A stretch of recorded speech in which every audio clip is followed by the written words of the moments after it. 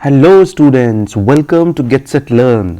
ठीक है, तो गेट सेट लर्न एकेडमी में आज हम लोग देखेंगे क्या, ओम्स लॉ के बारे में पढ़ेंगे। ठीक है, अभी हम कुछ समय पहले भी एक वीडियो डाले, वो अगर आप नहीं देखे तो आप जाकर देख लीजिए, आपका पूरा का पूरा क्लियर हो जाएगा। उसमें हम क्या पढ़ाए, सर्किट डायग्राम्स पढ़ाए, ठीक है ना, ओपन सर्किट पढ़ाए हम, ठीक है ना, फिर क्लोज सर्किट पढ़ाए, ये सब सारा चीज़ पढ़ा चुके हैं। ठीक है, तो आप जाकर उसको जरूर देखिएगा, ठीक है ना, क्योंकि देखिए अगर कोई भी चीज़ सीरीज में चल रहा है तो उसको सीरीज में देखना ही ज़्यादा बेहतर है। ठीक है, उसको देखिएगा, नोट्स बनाइएगा, ठीक है ना। हम एकदम सिंपल और लेमन लैंग्वेज में आपको समझाने का कोशिश कर रहे हैं, कोई हार्ड एंड फास्ट नहीं है, कोई रॉकेट साइंस नहीं है, बस सिंपल सा साइंस है। ठीक है, सिंपल सा चीज़ समझना है और बस हम लोगों को बोर्ड में एकदम फोड़ के रख देना है। ठीक है, तो आज हम लोग देखेंगे क्या, ओम्स लॉ। क्या देखेंगे, ओम्स लॉ के बारे में। हाँ, तो चलिए स्टार्ट करते हैं, ओम्स लॉ पढ़ते। ठीक है, अब ओम्स लॉ ये आया कहाँ से, ठीक है ना, ये आया, एक साइंटिस्ट थे जॉर्ज साइमन, ठीक है ना, एक साइंटिस्ट थे जॉर्ज साइमन। क्या नाम था उनका, जॉर्ज साइमन, जॉर्ज साइमन ओम, इनका नाम ही था जॉर्ज साइमन ओम। ठीक है ना, जो दिए थे क्या, इन 1827 में, 1827 में एक लॉ दिए थे, रूल दिए थे। ठीक है ना, किस सिचुएशन में दिए थे ये जानना हम लोग के लिए जरूरी नहीं है। ठीक है ना, क्या दिए थे ये जानना जरूर, और उसका हमारे बोर्ड एग्जाम में क्या इंपॉर्टेंस है वो जानना जरूरी है। ठीक है, 1827 में जॉर्ज साइमन ओम ने ये लॉ दिया था। अच्छा, इसके अंतर्गत हम लोग को पढ़ना क्या था, यानी कि इसके अंतर्गत क्या देखा गया था। ठीक है ना, ये बता रहा था रिलेशनशिप। क्या बता रहा था भाई, रिलेशनशिप किसके बीच में, इट गिव्स द, ठीक है, रिलेशनशिप, ठीक है, relationship between the current flowing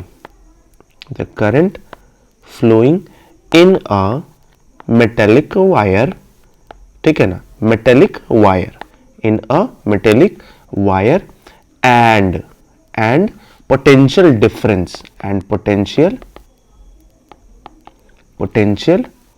difference, जिसको हम लोग V का भी नाम दे सकते हैं, ऐसे डेल्टा V बोलते हैं, ऐसे V भी चलेगा। ठीक है ना, delta V is the kind of potential, that means कि V also, okay, potential difference across its terminals, ठीक है ना, ये बताया गया था। क्या बताया गया भाई, देख लेते हैं।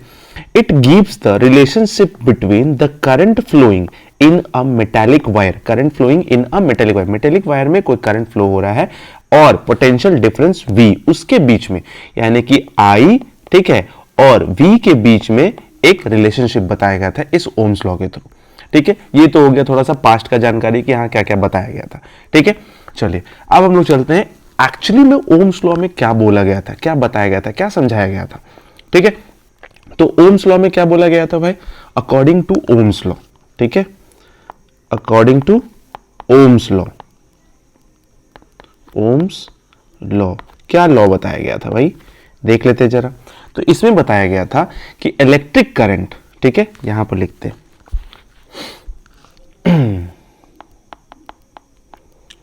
Electric current flow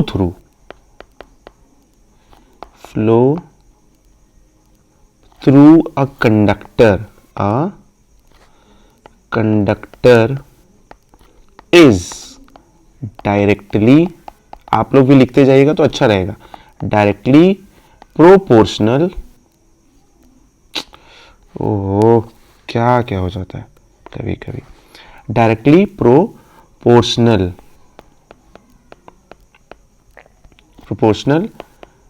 to the potential difference, PD लिख देते हैं इसको सिंपल फॉर्म में, directly proportional to the potential difference, और वी बोलते हैं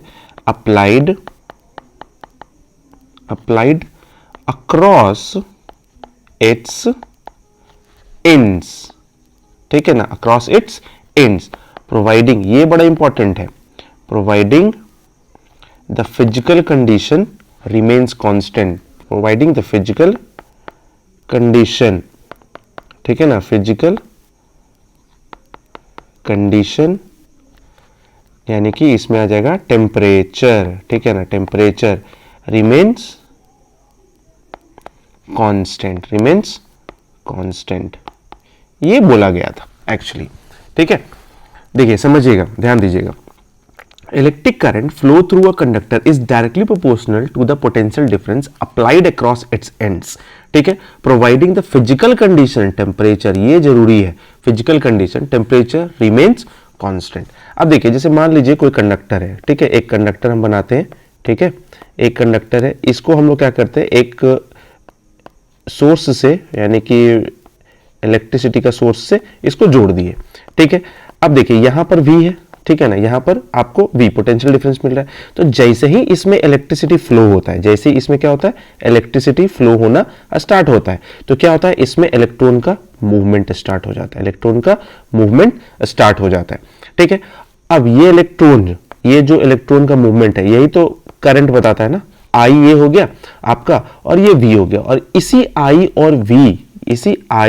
और V के बीच में जो रिलेशन क्रिएट करता है ना, उसी को हम लोग ओम्स लॉ बोलते हैं। और ये बताए कौन थे भाई, ओम्स लॉ, यानी कि ओम्स बताए थे। कौन थे वो ओम्स, पूरा नाम क्या था, जॉर्ज साइमन ओम बताए थे। कब बताए थे, 1827 में, ठीक है। ये क्लियर हो गया आपके लिए। तो अकॉर्डिंग टू, अगर ओम्स लॉ का स्टेटमेंट अगर आपके पास आ जाता है लिखने के लिए, तो आपको ये लिखना पड़ेगा, electric current flows through a conductor is directly proportional to the potential difference applied across its ends providing the physical conditions temperature remains constant. अब इसको सिंबॉलिकली हम लोग लिख लेते हैं एक बार, ठीक है, इसको सिंबॉलिकली लिखेंगे, है ना। तो सिंबॉलिकली क्या हो जाएगा, according to Ohm's law, according to Ohm's law, ठीक है। क्या बोला गया भाई कि I इज, ठीक है, I इज डायरेक्टली प्रोपोर्शनल, किसका होगा, V का। अच्छा, हम लोग क्या जानते हैं कि अगर प्रोपोर्शनल का साइन दिया हुआ है, इसको हटाने के लिए हमको एक इक्वल टू का साइन और एक कांस्टेंट का साइन लगाते हैं, ठीक है। तो यहां पर हम क्या करेंगे, I का साइन, प्रोपोर्शनल का साइन हटाएंगे और एक कांस्टेंट लगाएंगे 1/r, ठीक है, 1/r, और यहां पर तो मेरा V है ही, ठीक है। चलिए, तो I इज इक्वल टू क्या हो जाएगा, V/r। अब यहां पर V इज इक्वल टू क्या हो गया भाई, IR, ठीक है ना, यही हो गया आपका मेन। और जहां पर R क्या हो जाता है भाई, ठीक है, यहां पर R क्या हो गया, R is equal to resistance, ठीक है ना, R इज अ, ऐसे लिख लेते हैं, R is a constant of, ठीक है, कांस्टेंट ऑफ प्रोपोर्शनैलिटी होता है, प्रोपोर्शनैलिटी, ठीक है, ठीक है, प्रोपोर्शनैलिटी कॉल्ड, इसको क्या बोलेंगे, कॉल्ड रेजिस्टेंस ऑफ कंडक्टर। इसके बारे में ही पढ़ेंगे आगे, रेजिस्टेंस ऑफ कंडक्टर, ठीक है, ध्यान रखिएगा, रेजिस्टेंस ऑफ कंडक्टर, यानी कि R क्या है, मेरा रेजिस्टेंस, ठीक है, इसको ध्यान में रखने की चीज है, ठीक है। ये तो चलिए हो गया। तो ओम्स लॉ का मतलब एक तरीके से छोटा सा सिंपल सा डेरिवेशन क्या हो गया भाई, अकॉर्डिंग टू ओम्स लॉ क्या बोल रहा था कि I is directly proportional to V हो गया, तो I is equal to 1/r into V।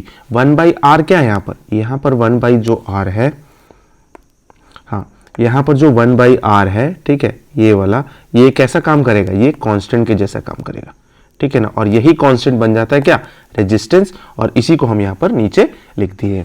तो I is equal to 1/r into V, तो I इज इक्वल टू क्या हो गया, V/r। अब थोड़ा सा क्रॉस मल्टीप्लीकेशन वगैरह कर दिए, तो V is equal to IR आ गया। इससे क्या पता चल रहा है, V is equal to IR से हम लोग शुरू में ही पढ़ चुके हैं, ठीक है ना, कि I is directly proportional to V है, V is directly proportional to I हो जाएगा, V is directly proportional to R भी हो गया, ठीक है, ये चीज हो गया।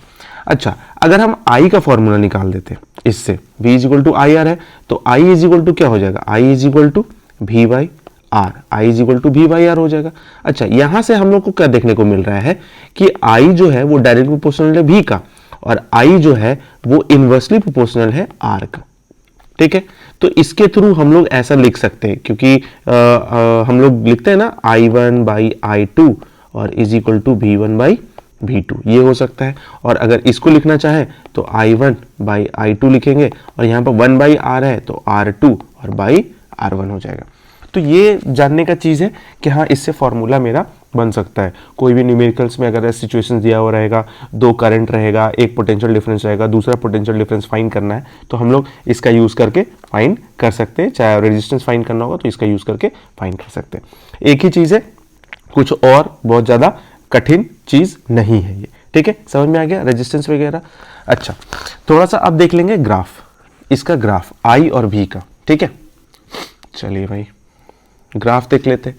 तो इसको बोलते हैं हम लोग वी आई ग्राफ, ठीक है, V I graph, V I graph, ठीक है, यानी कि पोटेंशियल डिफरेंस और करंट का ग्राफ,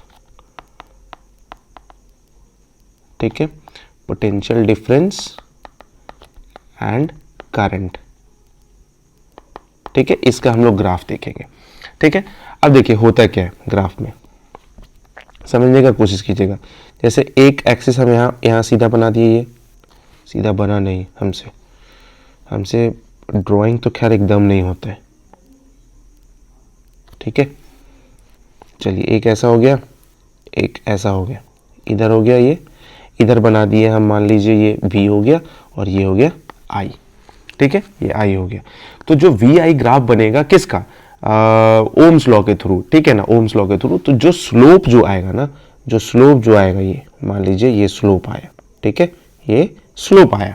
तो ये जो स्लोप है ये हमको क्या देगा, ये हमको क्या देगा, इसको हम लोग स्लोप बोलते हैं, ठीक है, ये हम स्लोप बोलते हैं इसको। ये स्लोप हमको क्या देगा, रेजिस्टेंस देगा। ये स्लोप हमको क्या देगा, it gives, this slope gives us क्या देगा भाई, रेजिस्टेंस, क्या देगा, रेजिस्टेंस देगा।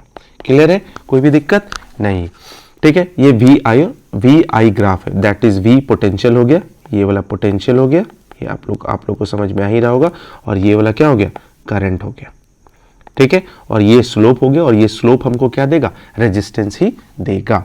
और ये हमेशा क्या हो जाएगा, स्ट्रेट लाइन में, ये स्ट्रेट लाइन में ही रहेगा, ठीक है, स्ट्रेट लाइन में ही, ठीक है। क्योंकि अगर देखिए स्ट्रेट लाइन में आर मेरा क्या है, कांस्टेंट होता है, इसको समझने का कोशिश कीजिएगा। इससे देखिए आर मेरा क्या होता है, कांस्टेंट होता है, ठीक है ना, हर मटेरियल का अलग अलग कांस्टेंट है। अब कांस्टेंट का जो ग्राफ बनता है वो क्या बनता है, स्ट्रेट लाइन।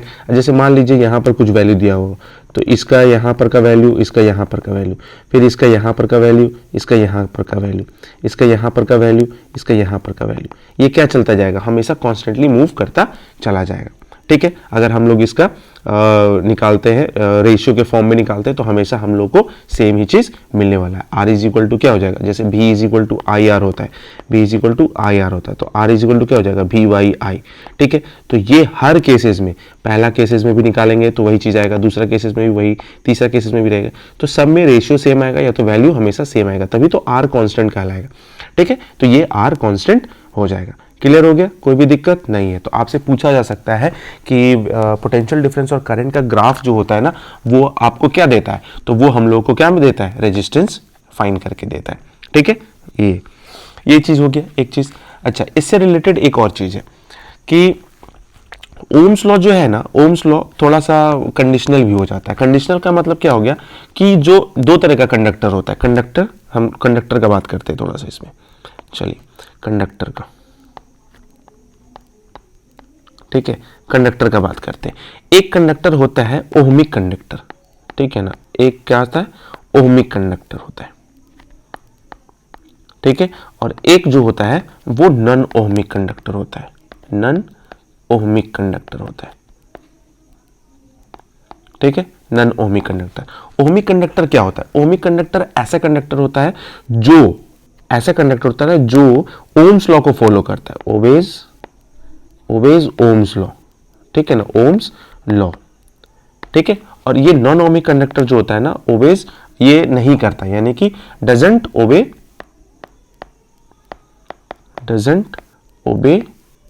ओम्स लॉ, ये ओम्स लॉ को फॉलो नहीं करता है, ठीक है। अब होता क्या है ना कि एक्चुअली जब जो ओहमिक कंडक्टर होता है, जब उसका हम लोग वी आई ग्राफ बनाते हैं, जैसे मान लीजिए ये वी है, ये आई है, तो इसका जो स्लोप जाएगा ना वो ठीक ही जाएगा, एकदम सीधा सीधा सीधा सीधा चलते जाएगा, स्ट्रेट लाइन, जैसा कि हम लोग बात किए हैं इसमें।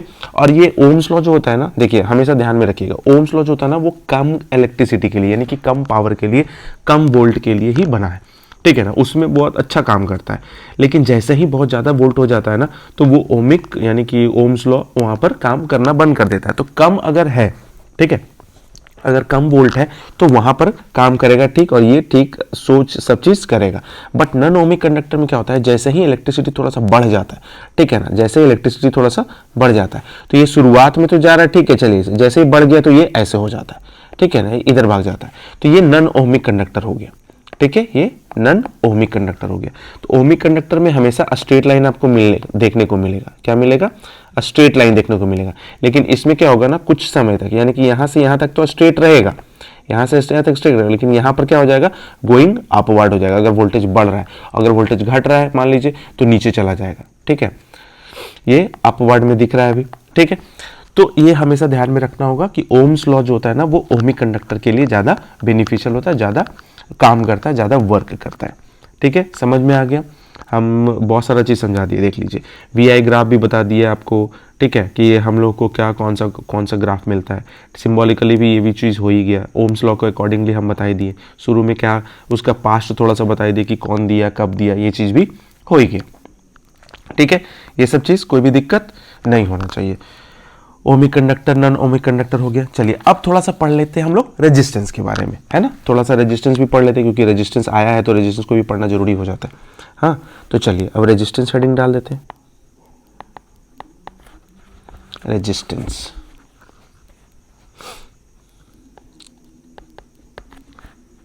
ठीक है, चलिए इसको पढ़ लेते हैं, रेजिस्टेंस क्या होता है।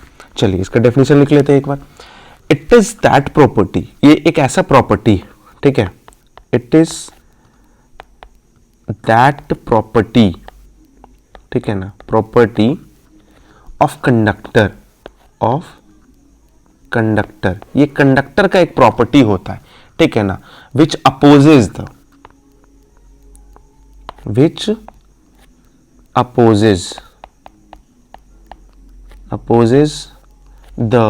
Flow of charges through it, ठीक है ना। ये कंडक्टर का एक प्रॉपर्टी होता है जो चार्जेस को फ्लो को ना अपोज करता है, जैसे सपोज एक बनाते हैं, एक डायग्राम बनाकर दिखाने का कोशिश करते हैं आपको, ठीक है। देखिए क्या होता है, जैसे मान लीजिए ये है, इधर से कंडक्टर आ रहा है, ठीक है, यहाँ ऐसे कर देते हैं, यहाँ ऐसे कर देते हैं, यहाँ ऐसे कर देते हैं, यहाँ ऐसे कर देते हैं, फिर ऐसे, ठीक है। इधर से बहुत सारा चार्जेस आ रहा है, ठीक है, यहाँ पर बहुत सारा चार्जेस आ रहा है, यहाँ पर कोई अच्छा चीज़ मान लीजिए, कोई भारी चीज़ रख दिया गया, ये वो, ठीक है, कोई दबा दिया इसको, तो यहाँ पर से क्या होगा, चार्ज धीरे धीरे निकलेगा, ठीक है, एक एक करके निकलना स्टार्ट करेगा, फिर आगे जब जमा होगा तो फिर आगे जाकर भागेगा, ठीक है। तो इसका मतलब क्या हो गया, ये इसका रेजिस्टेंस कुछ ज़्यादा हो गया, यानी कि इससे कुछ कम मात्रा में निकल पा रहा है। लेकिन यही चीज़ अगर हम थोड़ा सा इसको मोटा कर देते हैं ऊपर में, यानी कि ऐसे ही निकाल देते हैं और यहाँ से निकाल देते हैं, तो इसके बीच का जगह क्या हो गया, ज़्यादा हो गया, तो यहाँ से इसको आराम से निकल जाएगा। तो ये चीज़ हो गया क्या आपका, जिसका रेजिस्टेंस बहुत कम है। तो जो कम चार्जेस को रोक पाता है, फ्लो ऑफ चार्जेस को थोड़ा सा कम कर पाता है, ज़्यादा मात्रा में नहीं रोक पाता है, वो उसका ज़्यादा रेजिस्टेंस हो गया, और जो ज़्यादा मात्रा में रोक लेता है उसका कम रेजिस्टेंस हो गया, ये चीज़ हो गया, ठीक है ना। यानी कि जो एक तरीके से मान के चलिए ऐसा बोल सकते हैं कि जो इलेक्ट्रिसिटी यानी कि चार्जेस को ज़्यादा मात्रा में रोक रहा है, ठीक है ना, जाने नहीं दे रहा है, तो उसका रेजिस्टेंस ज़्यादा है, और जो चार्जेस को कम मात्रा में रोक रहा है, ठीक है ना, उसका रेजिस्टेंस कम है। सिंपल सा बात हो गया, ठीक है, क्लियर हो गया। इस डायग्राम से आपको कोई दिक्कत नहीं होना चाहिए, ठीक है। इसको मिटा देते हैं, चलिए, हाँ, यहां क्या लिखे हैं अभी हम, it is that property of the conductor which opposes the flow of charges through it, ठीक है। चलिए भाई, ये क्या होता है, इसका एसआई यूनिट क्या होता है। अच्छा, सिंबॉलिकली इसको हम लोग क्या लिखते हैं, सिंबॉलिकली इसको कैपिटल आर से डिनोट करते हैं, ठीक है, सिंबॉलिकली। इसका एसआई यूनिट क्या होता है, SI unit of resistance, SI unit of resistance, इसका होता है एसआई यूनिट ओम, ठीक है ना। ये ओम ऑनर में रखा गया, वही जो जॉर्ज साइमन ओम है वो उन्हीं के ऑनर में रखा गया, और इसका साइन होता है ऐसे करके ऐसे, ठीक है, ये हो गया ओम का साइन, ठीक है।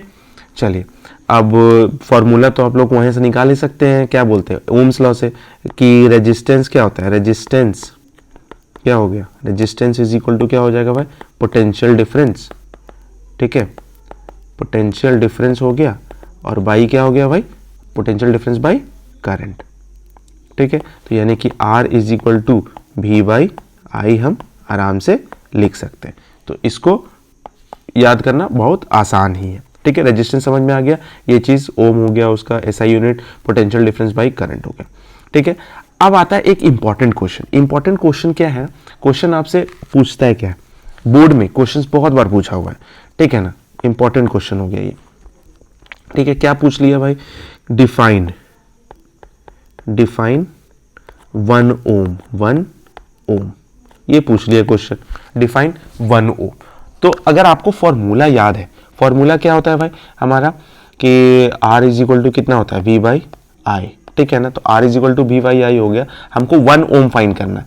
तो अगर हम 1 ओम यहाँ पर पुट कर देते हैं और यहाँ पर 1 वोल्ट लगा देंगे और यहाँ पर 1 एम्पियर लगा देंगे, इसी से फॉर्मूला हो गया, इसी से मेरा डेफिनेशन भी लिखा जाएगा clearly.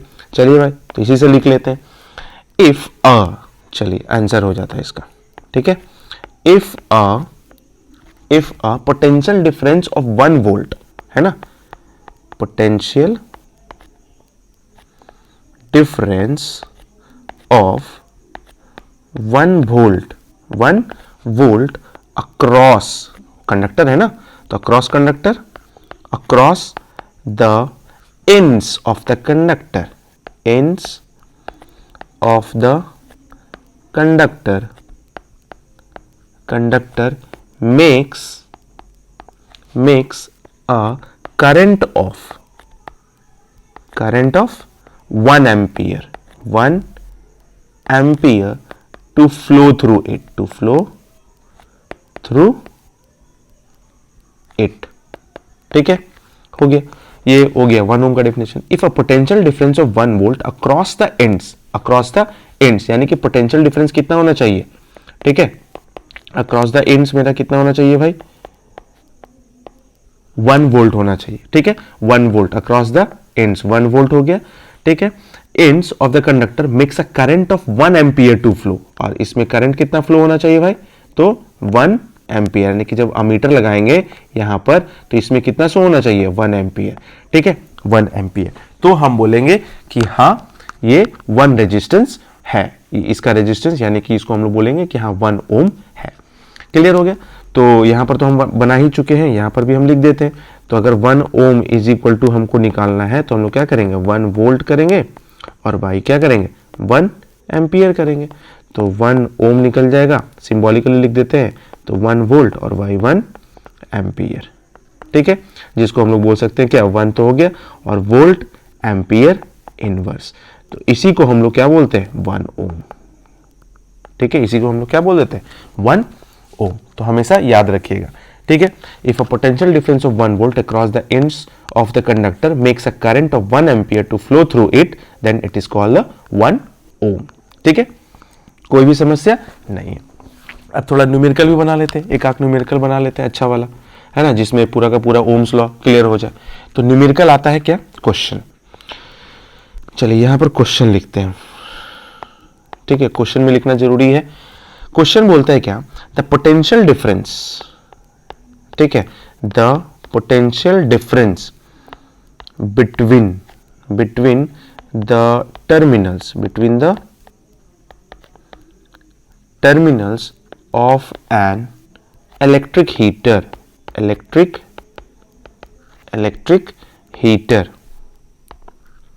is 75 volt, when it draws a current of 5 ampere from the source, ठीक है, ये चीज हो गया। व्हाट करंट अब पूछा जा रहा है, यहां गलती हो गया, what current will the heater draw if the potential difference